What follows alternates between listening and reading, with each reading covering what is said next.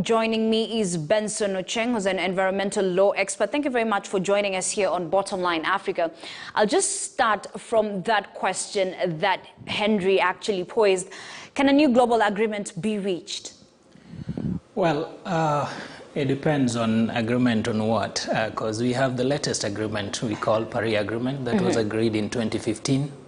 And we have the Framework Global Convention on Climate Change called UNFCCC. I bet you mean whether on gas emissions, whether gas emission commitments are going to be made in Glasgow, and as you've seen, the Prime Minister of UK concerned there.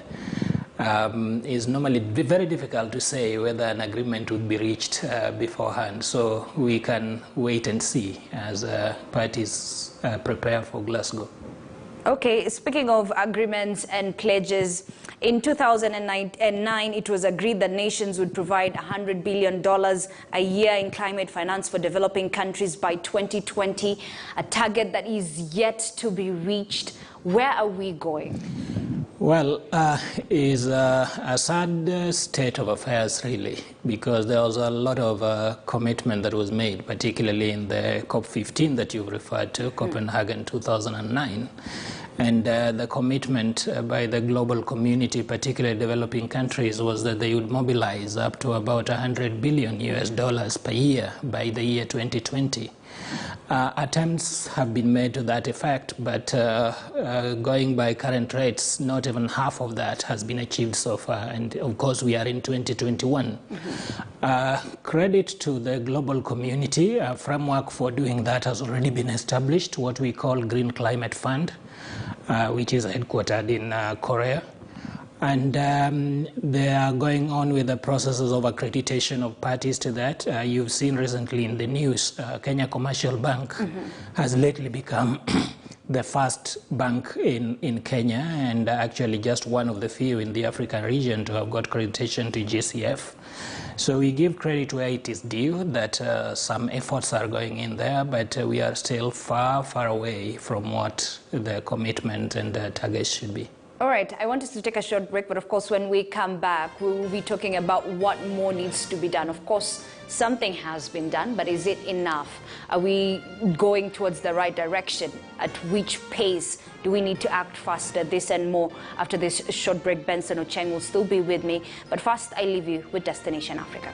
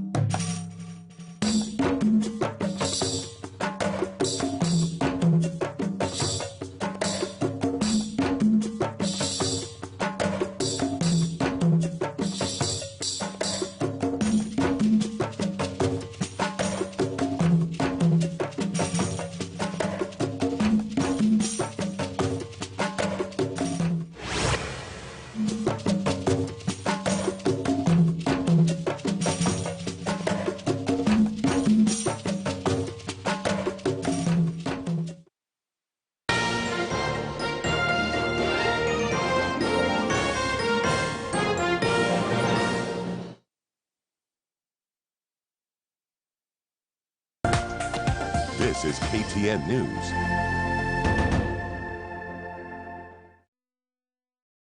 Express Sawa Sawa. Sawa na Sawa Liquid Hand Wash inapatikana katika variant tatu: original, strawberry na aloe vera. Sawa Liquid Hand Wash yenye harufu ya kuvutia, uhakikisha mikono yako inabaki kuwa laini. Bidhaa bora kutoka Pwani Oil Products Limited. Nairobi City County Government, NCCG, Nairobi Metropolitan Services, NMS, and the Kenya Revenue Authority, KRA, hereby give notice to all land rates payers. Her Excellency the Deputy Governor, NCCG, in collaboration with the Director General, NMS, has approved 100% waiver on outstanding penalties and interest for those who will pay for all outstanding principal arrears between 1st October and 31st October 2021.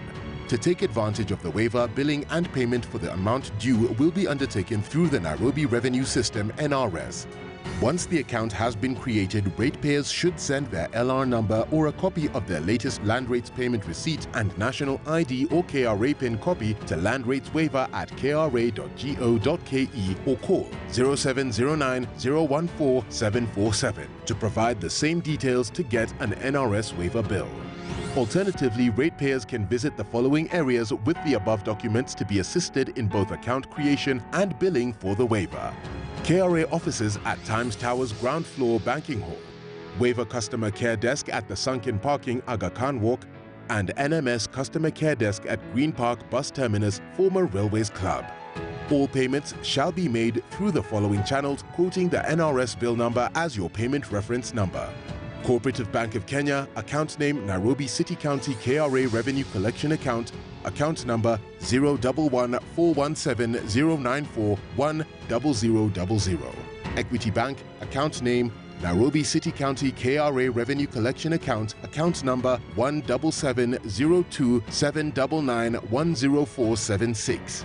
Note: at the end of the waiver period, enforcement measures shall be initiated against defaulters for recovery of the principal, interest and penalties of accrued land rates. For inquiries, contact us on 0709 014 747 or email nrbrevenueservices@kra.go.ke or visit KRA offices at Times Tower, ground floor banking hall. Tulipe ushuru, tujitegemee. Nairobi City County, the city of choice to invest, work and live in. Express visawasawa. Sawa na Sawa Liquid Hand Wash inapatikana katika variant 3: original, strawberry na aloe vera. Sawa Liquid Hand Wash yenye harufu ya kuvutia, uhakikisha mikono yako inabaki kuwa laini. Bidhaa bora kutoka Pwani Oil Products Limited.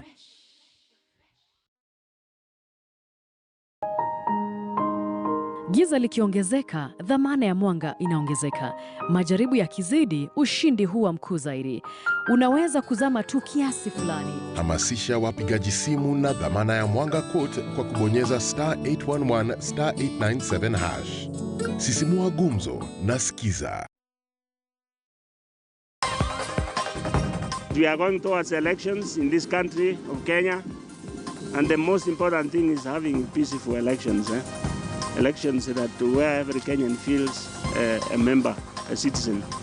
And therefore, every Kenyan has an obligation to ensure that there is peace.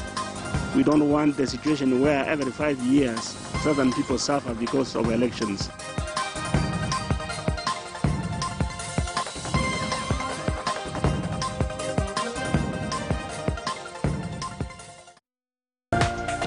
This is KTN News.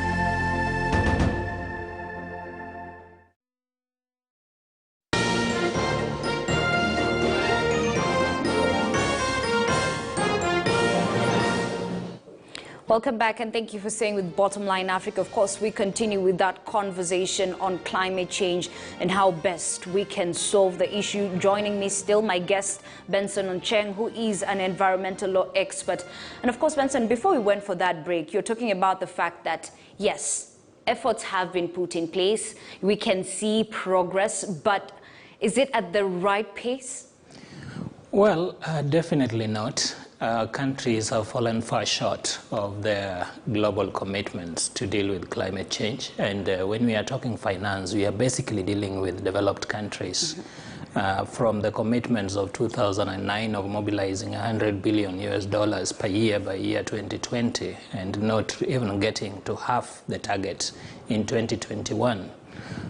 To basic commitments under what was explained there, the nationally determined contributions, which basically under the Paris Agreement was supposed to be the individual country commitments to be submitted to UNFCCC on what each country was going to do and what kind of commitments each was going to undertake to reduce greenhouse gases. Yeah. It's good to talk about our case, Kenya. Our initial commitment was that we would do it by 30%. We would reduce emissions by 30% relative to business as usual scenario by 2030. Under our recent review, we actually enhanced that to 32%. But remember, at the bottom line of all this is when you commit, you need resources to do that. Initially, Kenya had estimated that probably $40 billion would be enough to deal with the challenge within that period of time. A recent review, as you saw in the news, is that we require a minimum of at least $65 billion. Yeah. That is roughly 6.5 trillion shillings, twice our annual GDP, annual budget. So it's huge commitment for these countries. But the bottom line in the agreement and the Paris Agreement is that developed countries must commit and are required to commit to finance climate mitigation actions across the world, and particularly by developing countries. And this has always stood out as the point of departure between the positions of developed and developing countries. In law, particularly environmental law, there is a well-accepted principle of polluter pays. The whole issue under consideration is that developed countries need to take responsibility and pay for the costs of mitigating the effects or negative impacts of climate change. And when they provide those resources, it is not just the resources to mitigate climate change or reduce carbon emissions, but also to help developing countries to adapt or be able to cope with the adverse impacts of climate change. Because what is happening is that the poorer countries, the developing countries, are going to suffer greater impacts of this and adverse effects of this than the developed countries. And yet, they have contributed the least to the problem. So that is the point of disagreement, or the big impasse that exists in the positions. And still on that disagreement, because I remember there was a BBC report about leaked documents, and it said that some wealthy nations are questioning paying more poorer states to move to greener technologies. Here it seems countries like Kenya are depending on these developed countries. Is there another way around it? Because funding seems to be a problem. Well, actually, you always expect that countries would wish to have the best deal from any global negotiations. For the countries that have been mentioned in the BBC report about leakage of countries trying to change positions, you see Saudi Arabia is there and Australia is there. It is expected that any global undertaking or commitment to reduce the use of fossil fuel adversely and massively will affect Saudi Arabia. Saudi Arabia sits in a sea of oil, and that is actually the backbone of Saudi Arabia's economy. Credit to them, recently the head of government in Saudi Arabia committed, or Saudi Arabian government committed to reach zero emission by 2060. Of course, that is 10 years later than is expected, and they are proposing to do this through certain efforts like massive planting of trees. How they are going to do that in a desert, we have to wait and see. But of course, they are evolving technologies and they have the resources. So who knows, maybe they'll achieve that. Australia has been sitting on the fence quite a bit regarding the preparations for COP26, and mainly because they think that the current commitments that are being undertaken are not good for Australia's economy. And of course, this normally depends a lot on whether you have progressive or conservative governments in power at any given time. So this is expected. It's not surprising that countries are jostling and pushing for certain positions in the run-up to COP26. Let's talk about the time factor. It seems that we do not have time to lose. And there was a report that said 2020 was Africa's third warmest year on record, and climate change could shave up to 30% off Africa's GDP by the middle of the century. So then here we are. It's like a ticking time bomb with no funds. I really don't know. So then is there another way around it, even for African countries, even for Kenya? It is a huge problem. For Kenya, we are losing close to between 2 and 3% of our GDP to the vagaries or negative impacts of climate change on the economy, and that is huge.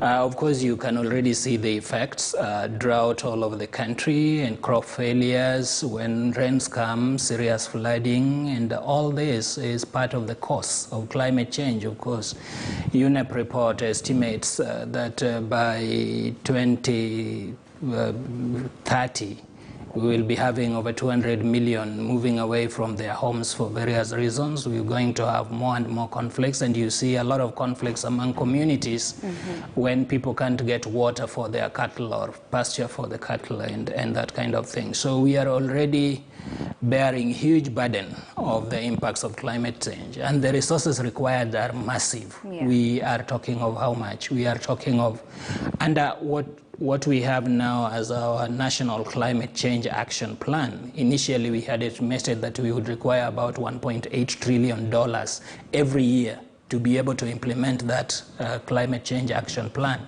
Of course, as I indicated, recently when we reviewed our nationally determined contribution, we found that this is almost increasing by 1.5 times. We need actually 6.5 trillion Kenya shillings to be able to execute our commitment or achieve our NDC commitments by the year 2030. Those are resources we can ill afford as a country.